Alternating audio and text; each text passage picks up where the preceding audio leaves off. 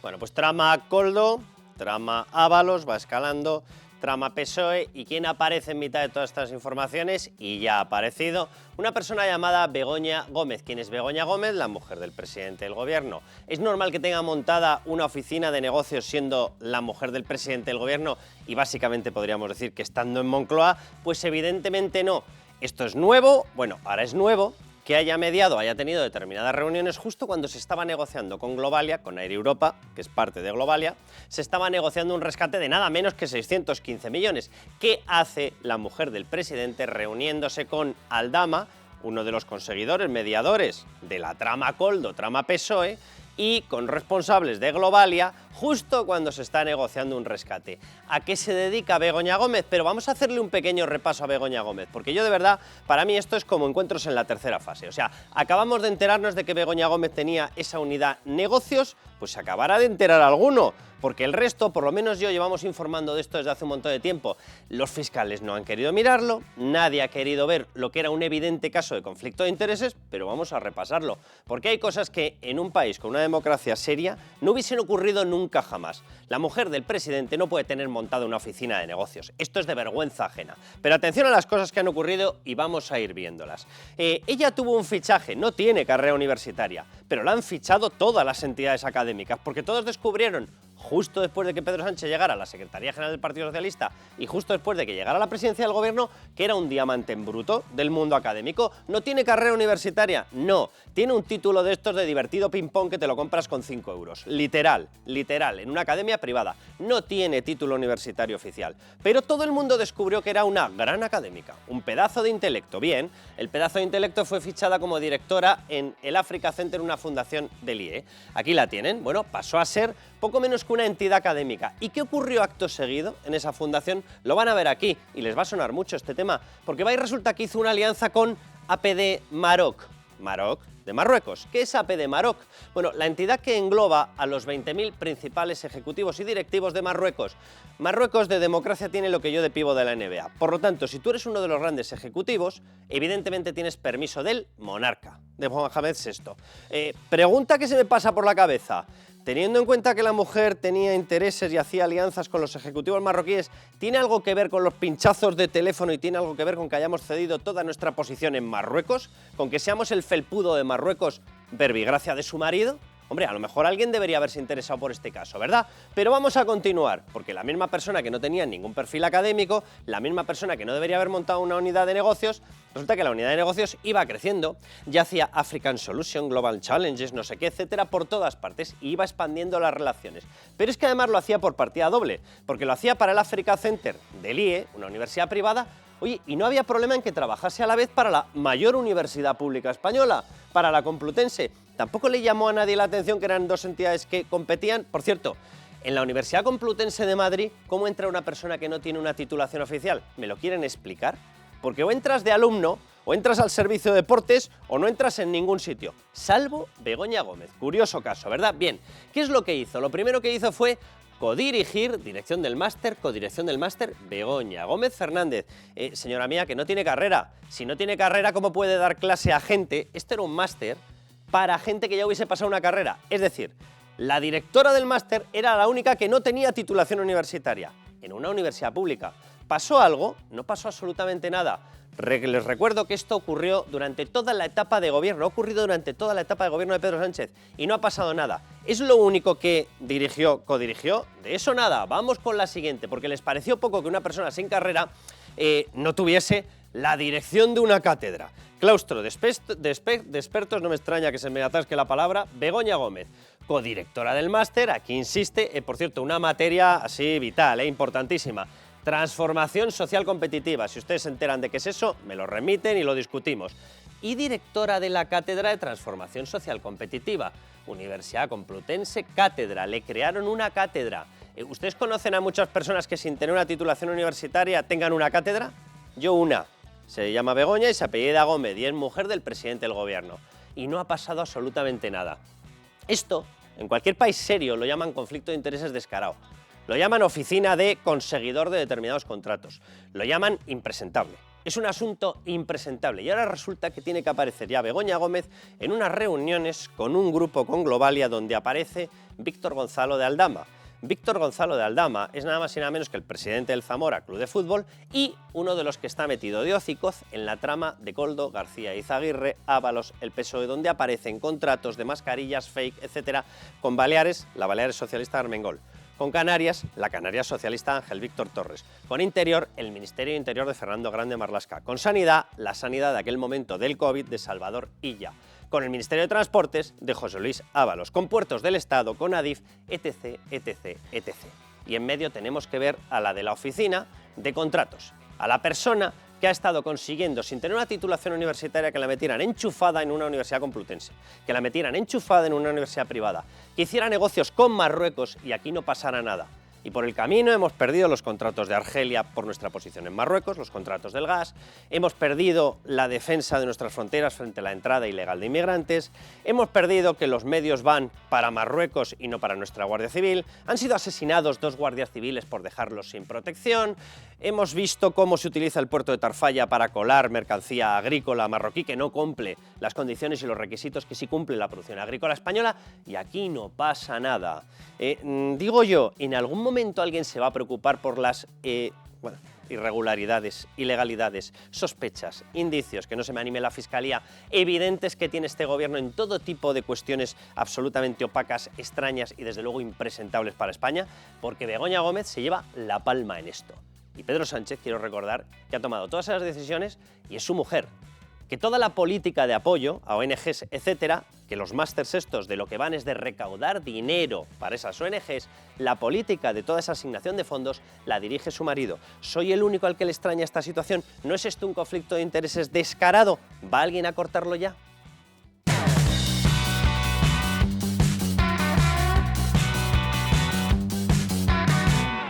Bueno, pues ya les hemos avanzado la trama Koldo, de la trama Koldo hemos pasado a la trama Ábalos, de la trama Ábalos pasamos a la trama PSOE y pasamos a la trama Pedro Sánchez. O sea, esto es literalmente así y les vamos a dar todas las claves en el programa para que vean qué es lo que está ocurriendo.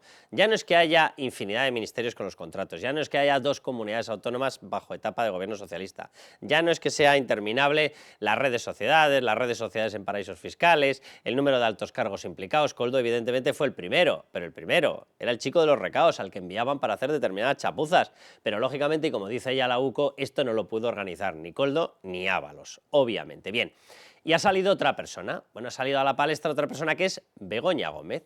Vamos a darles todas las claves de los encuentros, de cómo estaban operando, de quién tiene relaciones, quién tiene determinados contactos extraños, quién ha recibido dinero. Pero quiero que vean 2 declaraciones de la misma persona, María Jesús Montero. Bien, María Jesús Montero primero salió cuando pensaban que tenían el tema acotado a Koldo Ábalos, decían, bueno, pues Koldo ya está muerto y Ábalos lo podemos sacrificar. Y entonces dijo lo que van a escuchar. Repugnancia y repulsa total a cualquier actuación que en momentos de pandemia donde se moría la gente haya podido aprovechar la coyuntura para enriquecerse. Hombre, por Dios, que hemos estado al borde de un quid, ¿no? Y que haya gente que aprovechando esta situación pues haya intentado atesorar patrimonio o enriquecerse, toda la repulsa por nuestra parte. Claro. Hay que recordar que María Jesús Montero tiene tal repulsa por la corrupción que era la encargada por la Junta de Andalucía de haber exigido la devolución de los 679 millones de euros del caso ERE y decidió no hacerlo. Le debía repugnar tanto que decidió ni tocarlo. Y nos hemos quedado con la pérdida de los 679 millones porque Lady Repugnancia decidió que no lo reclamaba. Bien, pero vamos a lo que estamos. ¿Qué ha ocurrido por el camino? Armengol, que luego en otro bloque del programa vamos a centrarlo exclusivamente en ella, en los 2 contratos y en todas las irregularidades que rodean esos contratos. Se van a quedar ustedes a cuadros. Bien, aparece Armengol, es que es presidenta del Congreso, además exigida por el separatismo. Aparece Ángel Víctor Torres, que oigan, era el responsable en Canarias, y en Canarias algo pasa, ¿verdad? Titos Bernis, esto, mascarillas, hay dos cosas de mascarillas. Bien, y aparece Marlaska, un contrato en la Secretaría de Estado de Seguridad, y aparece la mujer del presidente del Gobierno. Y María Jesús Montero cambia la repugnancia por esto. Esta persona tiene un puesto de responsabilidad en un instituto de empresa que yo imagino que se ve con empresarios. Desconozco cuáles, pero imagino que se tiene que ver con empresarios porque es lo que forma parte de su trabajo. Pero en política no todo vale, en política las acusaciones hay que medirlas bien.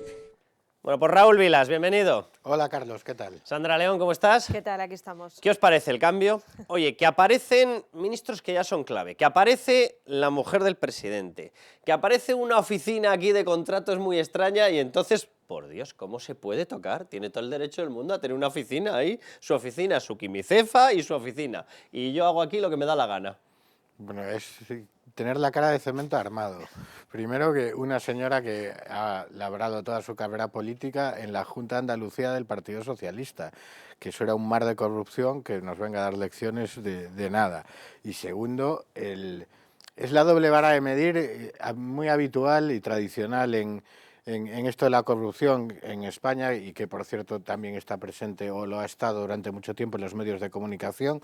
Pues, si es de derechas es un gran escándalo, si es de izquierdas no pasa nada, se tapa, pero llevada ya al extremo, porque montaron una cacería literalmente contra Tomás Díaz Ayuso por ejercer su trabajo, su profesión que lleva muchos años haciendo, Más de 2 décadas que llevaba. es intermediario en cuestiones de material sanitario y demás. No se aprovechó de la pandemia para enriquecerse haciendo, no, él siguió haciendo su trabajo y punto.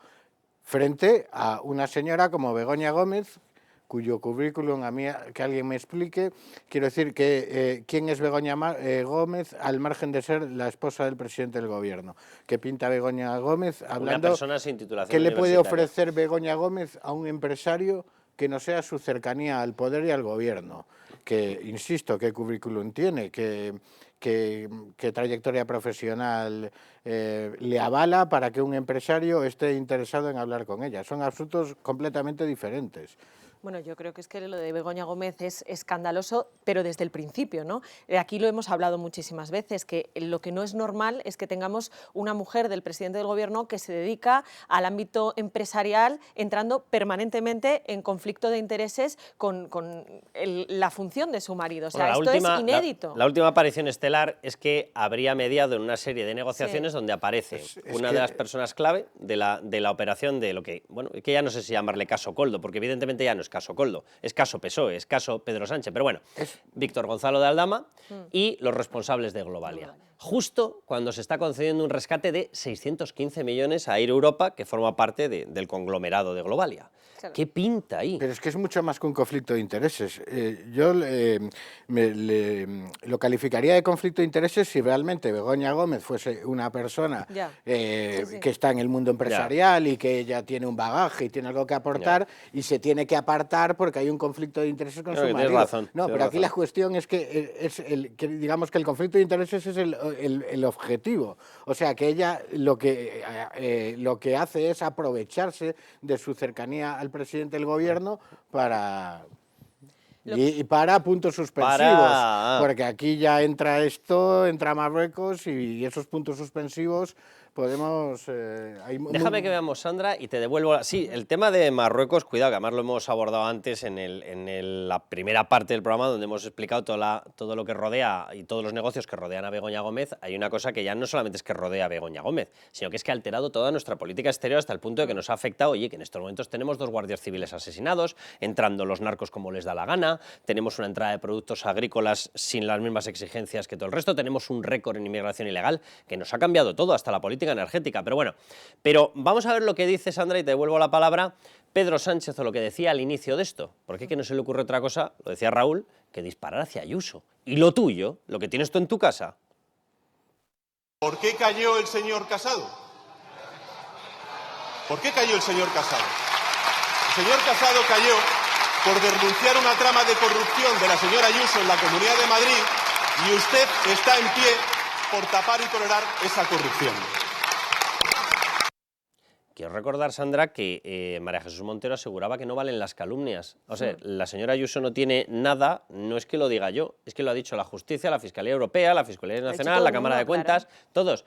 Por tanto, esto es una calumnia, como la copa de un pino. Es un delito de calumnia. Se aprovechan de que el hermano de Ayuso, lógicamente, está harto y, bueno, pues a lo mejor no quiere denunciarles para no seguir con el tema, pero yo creo que no merece ni un minuto más que entremos en el juego que quieren que entremos, que es compararlo con el caso del hermano de Ayuso, que no es caso, que no es tal, porque no hay punto de comparación. Yo creo que es evidente que hay un gran nerviosismo en el Gobierno, porque esto cada vez se extiende más. Es que ya no es un señor Koldo que es un personaje muy turbio y demás, no, es que estamos hablando de un caso que salpica a todo el mundo, el actual secretario de organización del Partido Socialista, Santos Cerdán, a Ábalos, que además de exministro también era secretario de organización del PSOE, a 3 ministros en activo como son Ángel Víctor Torres, el ministro Marlaska, Salvador Illa, a la par líder del PSC, por cierto, a la tercera autoridad del Estado, Francina Armengol, que esto también es importante, y ahora Begoña Gómez. Yo creo que la extensión está más que demostrada y que eso es evidente que pone muy nervioso al Partido Socialista, y de ahí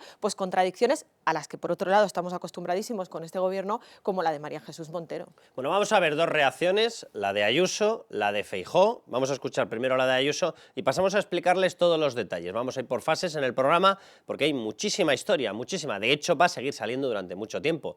Desde el propio juzgado están diciendo nos vamos a centrar en los 5 primeros contratos porque esto es una auténtica montaña de corrupción. Pero vamos con la declaración de Ayuso. Pero como se han acostumbrado a difamar y a mentir, tenemos que soportar cómo una maquinaria gubernamental, con todo su peso y su influencia, pretende difamar a mi gobierno, mi familia y a mí. Y a todos ellos les digo una cosa, la fruta me gusta muchísimo. Vamos con Feijóo. Y el presidente del gobierno guarda silencio sobre los hechos e insulta a quienes le pedimos explicaciones. El presidente del gobierno, que señaló a todo el mundo por casos archivados en repetidas ocasiones y que quedaron en nada, ahora se esconde y embarra ante una investigación abierta y gravísima. Bien, lo que les vamos a mostrar es un pequeño resumen, y digo pequeño porque es una auténtica avalancha de documentación la que está saliendo, y esto no ha hecho más que empezar. El juzgado de instrucción lleva menos de 2 años investigando esta historia y se ha encontrado con una auténtica avalancha. Hay que recordar cómo surge esto. Y es porque Koldo va conduciendo una furgoneta, le paran en un determinado sitio y va y casca la traviata. Coge y dice, no, sabían ya que llevaba documentación, dicen, ¿y usted a dónde va? En un control supuestamente rutinario, dice, no, yo voy a una reunión con el exministro. Ah, muy bien. Abren la furgoneta y empiezan a salir cajones y cajones de documentos, ¿vale? O sea, es que además, aparte ya de lo corrupto, es que son listos, pero listos, listísimos. Bien, bueno, vamos con el resumen de lo que ha ocurrido, sacado, repito, de ahí. Aquí verán que no está la parte de Begoña Gómez. ¿Por qué? Porque eso es una información paralela que la liga a la trama, pero que no está en la investigación original. Pero vamos a explicar de momento lo que hay. Bueno, los contratos han llegado, atención a los ministerios, Interior, Sanidad, totalmente seguro, Transporte, por supuesto, porque de hecho parece que partían de ahí, es decir, 3 ministerios, Baleares en etapa socialista, Canarias en etapa socialista. No va mal para empezar. La labor de Koldo, atención, esto ya lo tiene totalmente constatado la UCO. Siguió realizándose una vez que Ábalos había perdido sus cargos. Por lo tanto, es muy complicado que si Ábalos una vez desaparecido, Koldo seguía operando, la cabeza era Ábalos. Complicado, ¿verdad? Bien, Koldo llegó de la mano de Santos Cerdán. Cuidado porque aquí ha construido un cinturón sanitario, el Partido Socialista no quiere ni oír de que se hable de Santos Cerdán, pero es el autor de haber impulsado a Koldo. Y Santos Cerdán es la mano derecha de Sánchez desde las primarias, el secretario de organización, el que reparte cargos y controla toda la estructura del partido, ya se pueden imaginar por dónde voy. Miguel Tellado ya ha hablado de que quieren una explicación desde el Partido Popular de si esto acaba en un caso de financiación ilegal del PSOE, y no me extraña. Y por cierto, una nota más, es que resulta que Santos Cerdán es el negociador estrella de 2 personas, Otegi, Bildu, el partido heredero de ETA, y Carles Puigdemont. No está mal, ¿verdad? Bien, vamos con la cuarta conclusión absolutamente cerrada ya en el sumario. La red societaria cuenta con 2 niveles nacionales, a través de las empresas de Cueto y a través de las empresas de Aldama. Víctor Gonzalo de Aldama es la persona que sería el contacto de Begoña Gómez. Por eso aparece esa segunda cuestión, la de Begoña Gómez y la intermediación en los rescates a empresas con Air Europa, ¿vale? Atención, y 2 niveles internacionales, uno en Brasil y otro en Luxemburgo. El que se crea que teniendo esto, la red estaba pensada para 4 o 5 contratos de mascarillas, de verdad que no tiene ni idea de lo que cuesta montar una estructura societaria de este nivel. Cuidado, esto implica que estamos hablando de otro delito adicional, se llama blanqueo. La ONIF, atención, Hacienda, la Unidad de Élite de Hacienda, investigaba ya los ingresos en comisiones, es decir, vamos a ver, El gobierno claro que pudo tener y tuvo acceso a la información. Lo digo porque ha habido ya una filtración en la cual se asegura que alguien del gobierno trasladó información a los investigados para que pudieran eludir las grabaciones que se estaban realizando. No está mal, ¿verdad?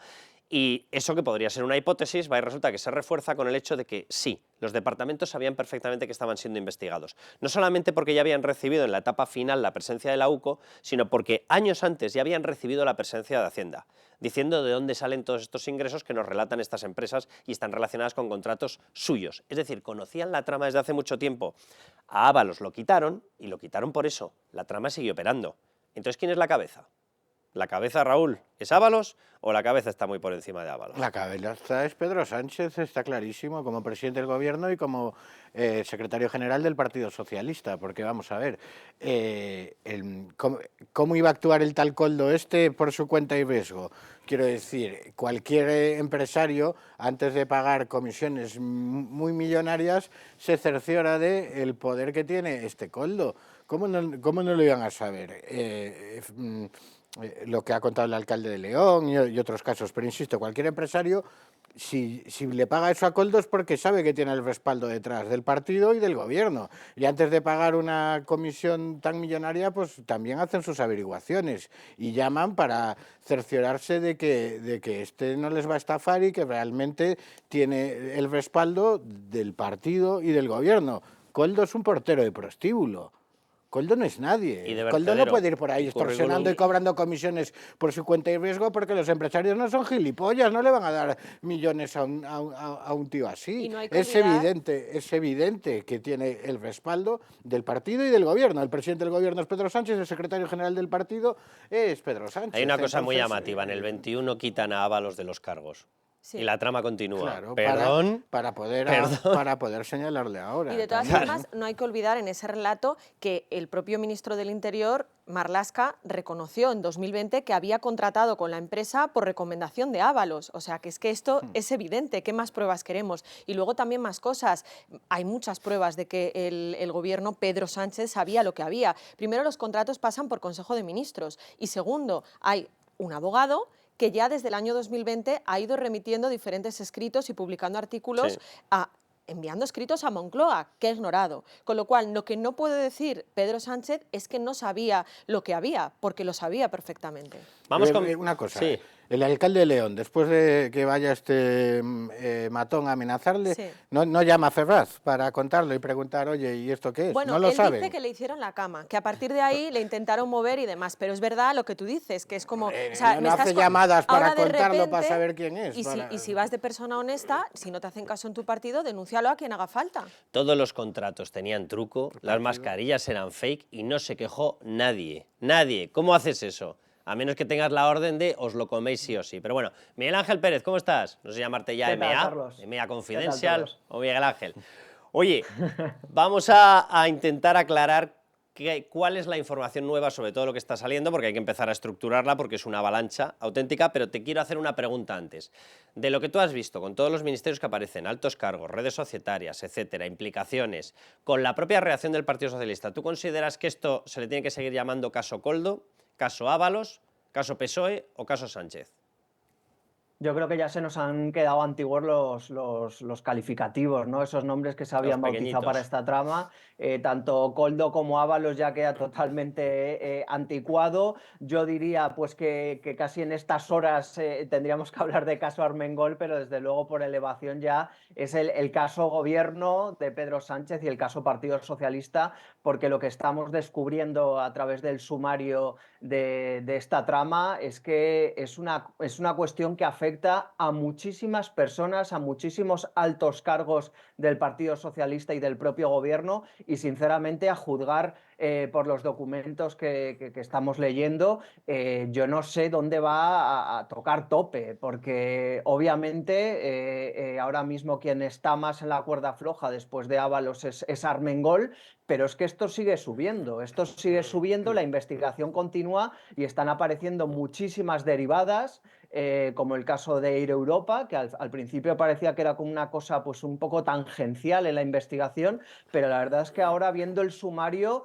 los investigadores de la UCO le dan mucho protagonismo a esa rama de Ir Europa y de Globalia relacionada con toda esta trama corrupta empresarial y política. Pues que estamos hablando, solamente el rescate de Europa fueron 615 millones de euros, es decir, si cogemos la información que ya ha salido de ese sumario, había comisiones estructuradas entre un 1 y un 2%, llegaban hasta un 10%, que es una cosa maravillosa. Dice, no, cuando se trabaja de verdad, entonces llegan al 10%. Ah, que las otras te llevas un 2% del contrato simplemente por haber sacado el dedo por la ventanilla. Una cosa maravillosa, viva la corrupción.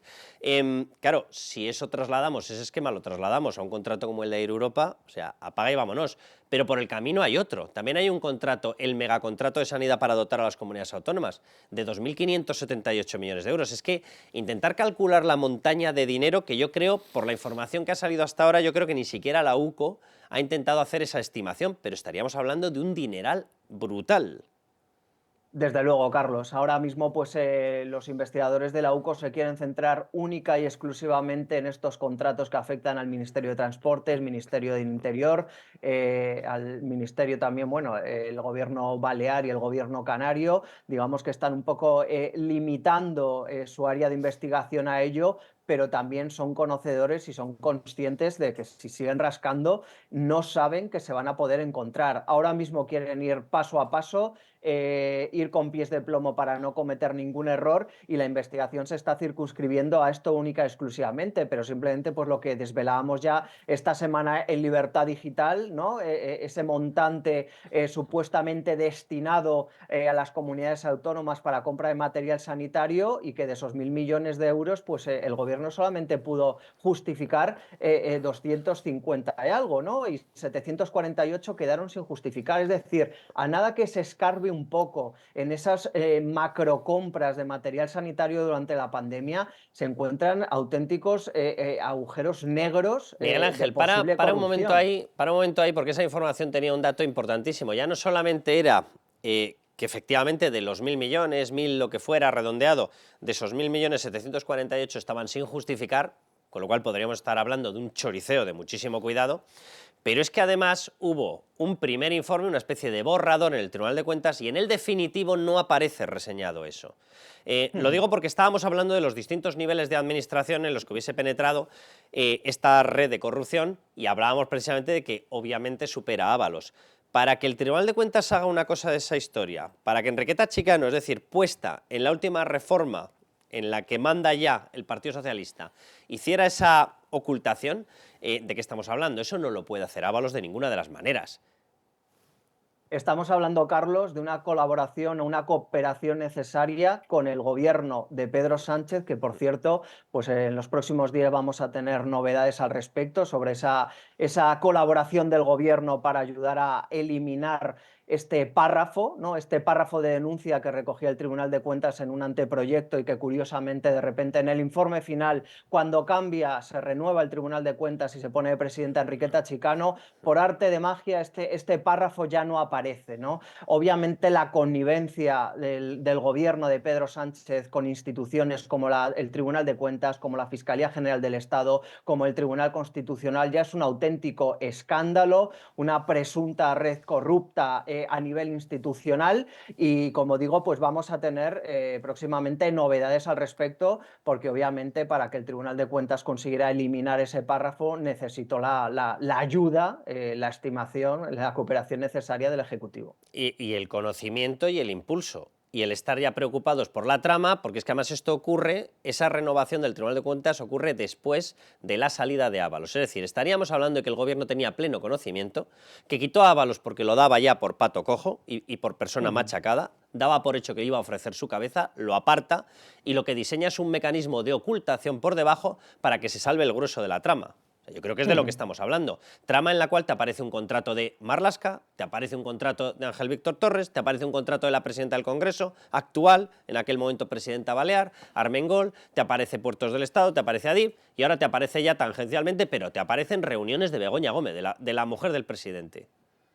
Bueno, aquí hay una gran incógnita, Carlos, en esta investigación. Nosotros en este mare magnum de información la semana pasada publicábamos que la Oficina Antifraude, la ONIF, en enero de 2022 ya había hecho un requerimiento al Ministerio del Interior de Fernando Grande Marlaska por el contrato, ¿no?, de las mascarillas que se está investigando ahora, en enero de 2022. Hay que decir que la denuncia del PP de Madrid fue en marzo de 2022 ante la Fiscalía Anticorrupción. ¿Con esto qué quiero decir? Que ya estaba la Oficina Antifraude investigando desde antes de la denuncia del PP. La Oficina Antifraude obviamente depende del Ministerio de Hacienda de María Jesús Montero y obviamente si lo sabía Hacienda, lo sabía María Jesús Montero, lo sabía el Gobierno, que se estaban investigando estos contratos desde antes de que se presentara la denuncia por parte del PP de Madrid. Y yo creo que eso es importante. Bueno, no te vayas muy lejos, Miguel Ángel, porque en el siguiente bloque quiero que nos centremos precisamente en Armengol. Yo doy por hecho que evidentemente Ábalos como persona, como cargo, como tal, está muerto políticamente. Obviamente, Koldo ya ni les cuento. Parece que el siguiente escalón puede ser Armengol y estamos tocando nada más y nada menos que una persona exigida por el separatismo para ser el supuesto árbitro, presidenta del Congreso de los Diputados, porque lo necesitaban para poder hacer determinadas cuestiones como la que hemos visto del letrado mayor en el Congreso de los Diputados y aceptar la ley de amnistía. Esta es la historia. Y esta persona va y resulta que ahora aparece ligada no solamente a corrupción, sino a que durante 3 años sabía que las mascarillas no eran lo que tenían que haber sido, las metió en un almacén y las tenía ahí tapadas, y cuando se da cuenta de que la pueden pillar, coge y le endosa las facturas a la Unión Europea. Yo de verdad que es que esto parece de Rinconete y Cortadillo. Pero bueno, vamos a ir en nada con ese bloque. Les recuerdo a todos ustedes, para tener las notificaciones de estos programas, se meten en YouTube y es tan sencillo como darle a suscribir. Una que se han suscrito ya les enviamos todo. Vamos a pasar al siguiente bloque y hablamos ya de ese contrato, de los 2 contratos que tenía Armengol y que la ponen en estos momentos literalmente en la diana.